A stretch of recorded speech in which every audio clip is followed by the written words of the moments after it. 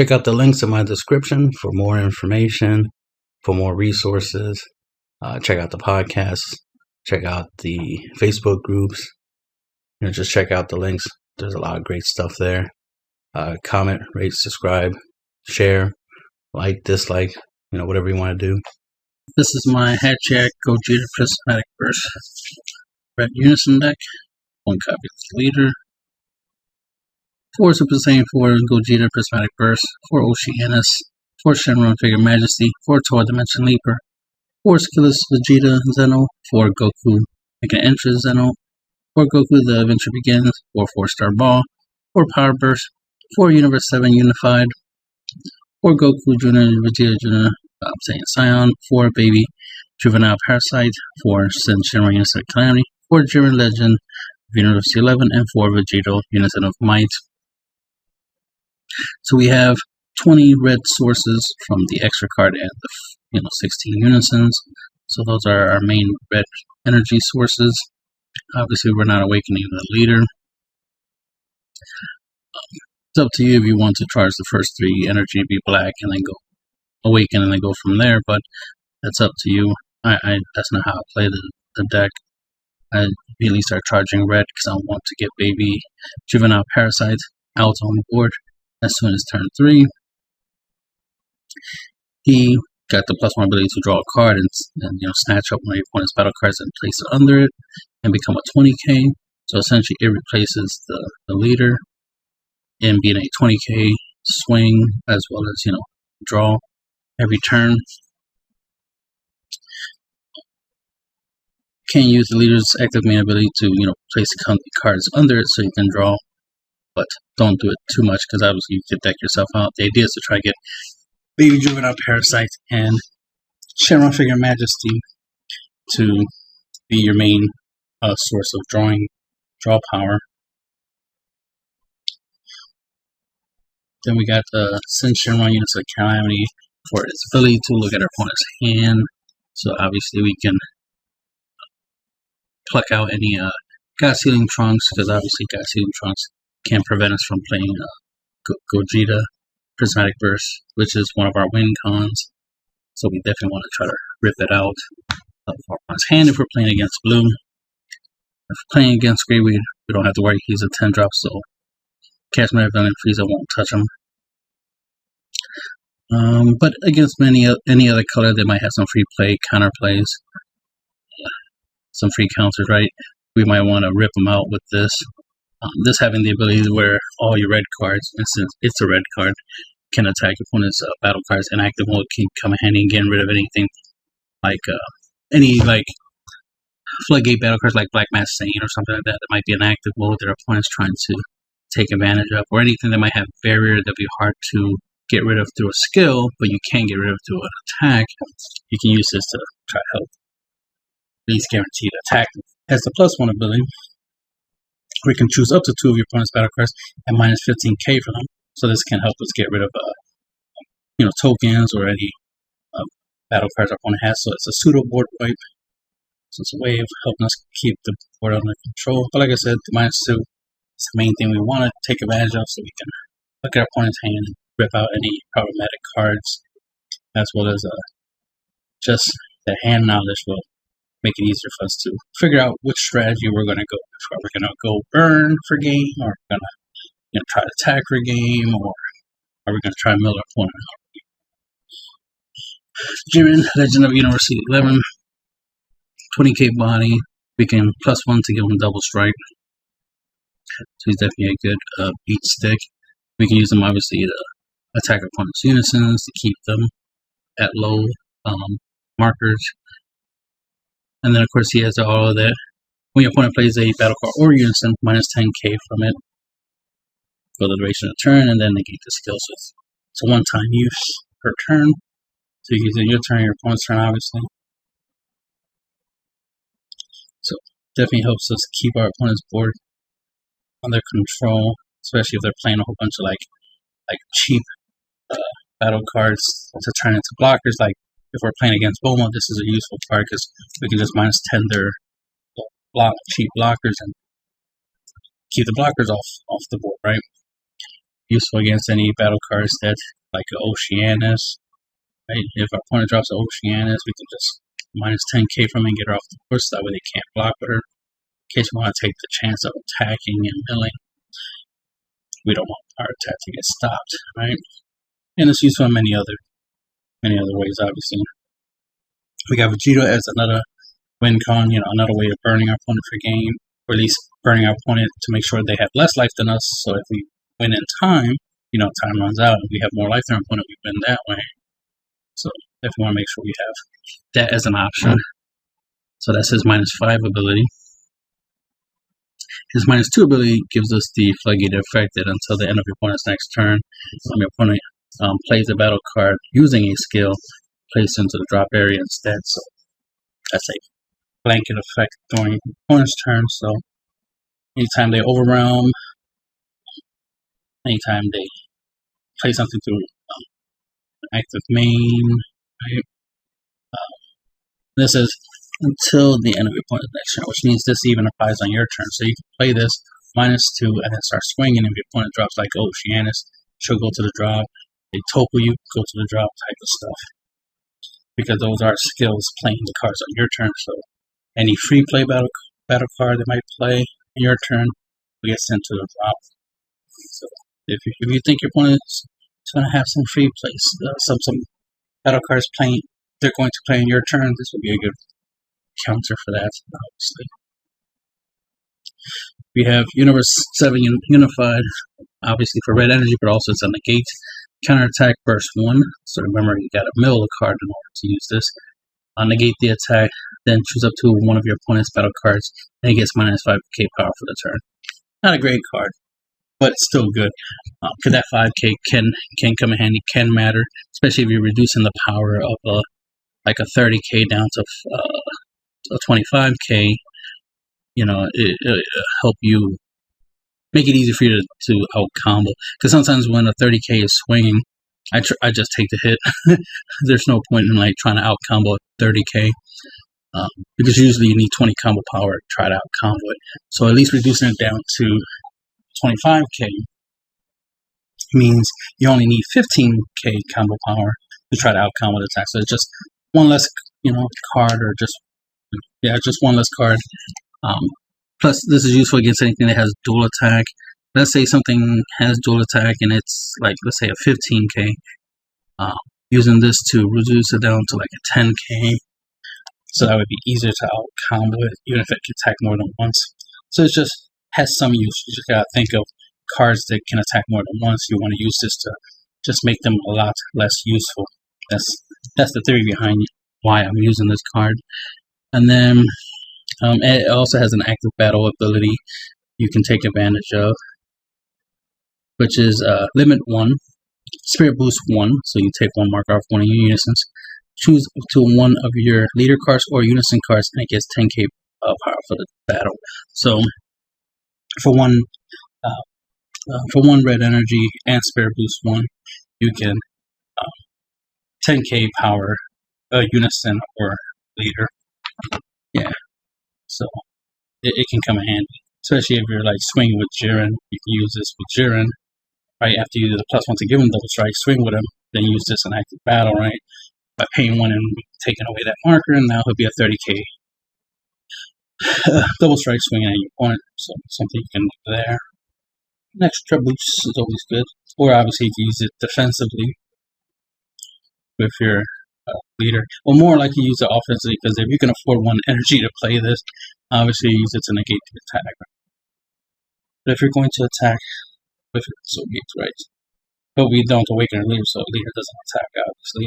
We got Sane Sign, obviously this is for plus our turn 1 play, so we can start swinging our opponent.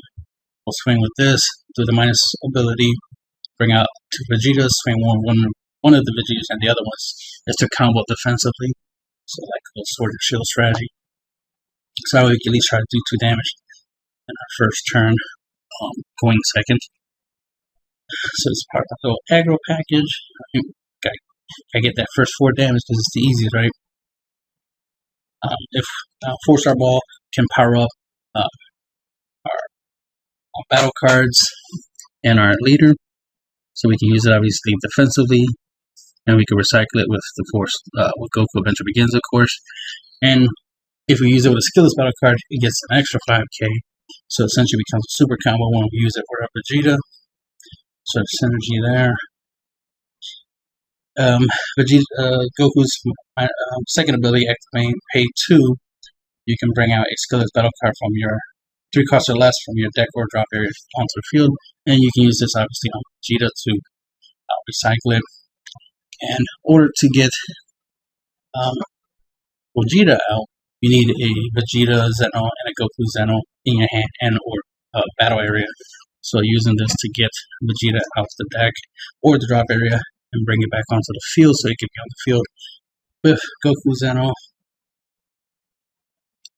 For example, then we can play our Gogeta in that regards. Gogeta, of course, we're trying to get its red effect when we play it by using its active main by paying 5 to play it when we have a Goku Zeno and a Vegeta Zeno, which is our 1-drop negate and our drop skillless,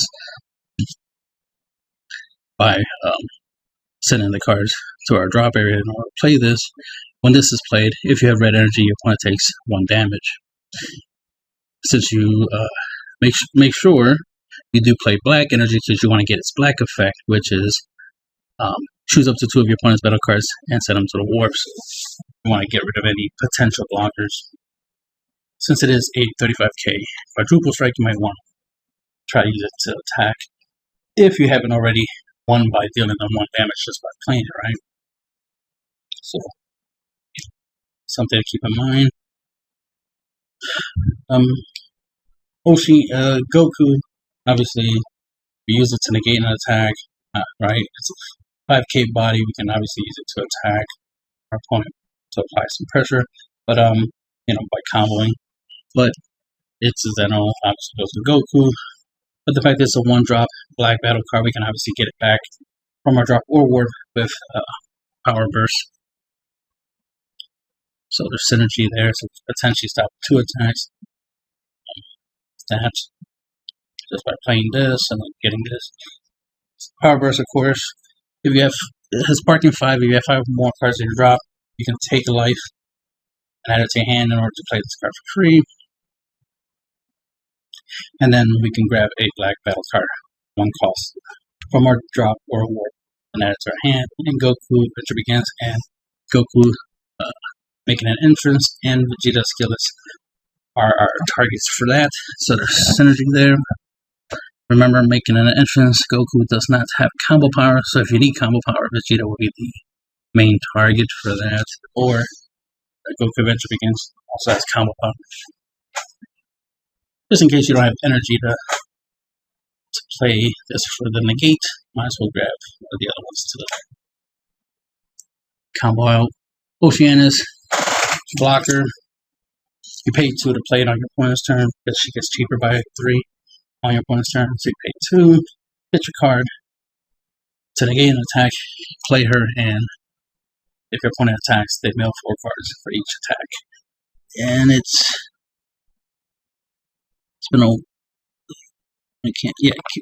This applies to leaders, since battle cards. So obviously it's our go-to floodgate against Unison's decks. And then it's a blocker, so obviously we could use it to block an attack. Shinron Figure Majesty can't attack. Active main once per turn, sparking 5.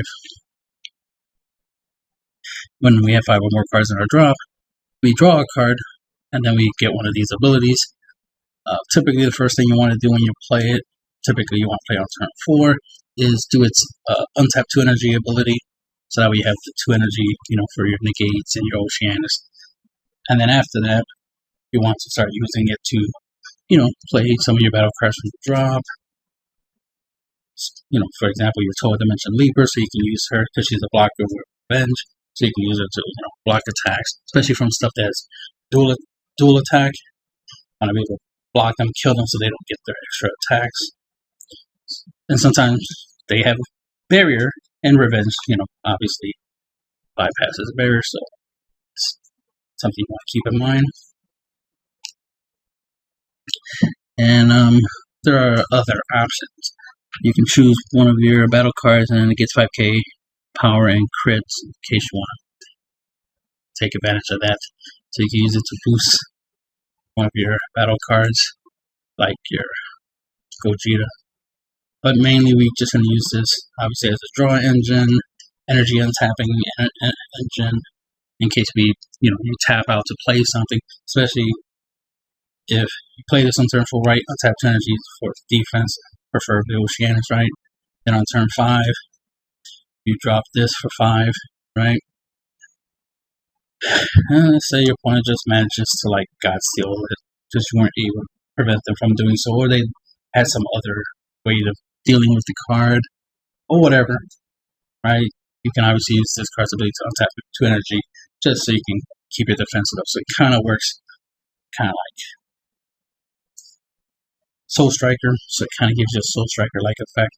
Drawing a card on time with 2 energy every turn is always good in any deck, so of course I wanted to incorporate that, bring that to power back. Because I normally don't use this card for its energy tapping, but I'm like, yeah, blue can't keep being the only ones that untap energy, so I'm like, yeah, I gotta bring Shenron Figure of Majesty back. The fact that he draws a card and untaps 2 energy, gotta bring him back, gotta start reuse them for that. Typically I just use them just to bring back a 2-drop or less, which is something you'll do with this, but obviously the energy untapping is more useful nowadays than it used to be. So there's that. And of course Toa, Baku Revenge, with the counter playability where you can pay 2, warp 2 cards from your drop in order to play her on your opponent's turn. And this comes in handy when your opponent plays something, especially something with like deflect or something, and it could be problematic, especially if it has like dual attack or something. This is a good card to play. This is decent to play against Turning the Tides, what's his name, Selzeno, anything like that, because they play their card, you play this in response, get this out on the field, then their effects goes off, which typically derps your hand, right?